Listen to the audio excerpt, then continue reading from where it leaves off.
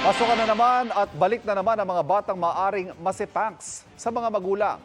Ang mga dapat gawin para makondisyon ng mga bata para sa pagpasok sa paaralan sa pagtutok ni Nico Wahe. Anong mga karaniwang kinatatakutan ng mga estudyante kapag first day of school? Mga bagong kaklase. Yung recitation po. Yung introduction. Sina Mami Megan at mini-mi niyang si Amara, sanggang dikit daw. Kaya ngayon magsisimula na sa kinder si Bagets, todo na ang paghahanda ni Mami kay Amara, emotionally.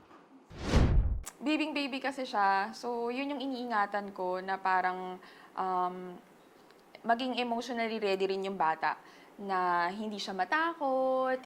Pero no worries naman daw dahil hindi first time mom ni Megan. Mas easy for me to let go dahil nga nagkaroon ka na ng first na nag-aaral. Ayon sa isang behavior specialist, mabuti na maaga pa lang ay ikondisyon na ang pag-iisip ng bata na papasok na siya sa eskwela para maiwasan ang sepangs o separation anxiety. Dapat prepared lang yung bata. Dahil kasama naman natin sa pag-enroll yung anak natin, di ba? Para kahit na paano, na-tour natin sila, no? Na ipakita natin sa kanila ano ba yung surrounding ng school para alam naman nila yung ine-expect nila. Unti-untiin din daw ang pag-iwan sa kanila sa eskwelahan. Sana yung nanay huwag niyang iiwan muna yung anak niya or yung parang nakikita siya from a distance ng anak niya. So kahit nandito ako, yung mom ko pala, nandoon siya sa labas, no? Nagbabantay siya sa akin. Makatutulong din daw na maging honest palagi sa mga anak para maiwasan ang anxiety. Ang ibang magulang naman na gaya ni John, banding sa pamimili ng school supply ang paraan para makuha ang loob ng anak. Mabibili po yung gusto niya, masusunod po. Magandang pamamaraan din daw yan.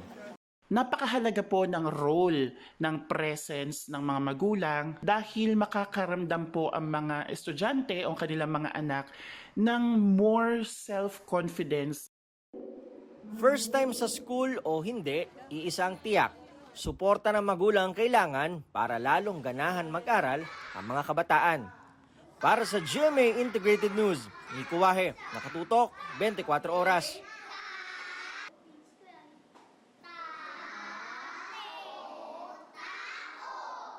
Mga kapuso, patuloy na tumutok sa mga balita. Mag-subscribe sa GMA Integrated News sa YouTube.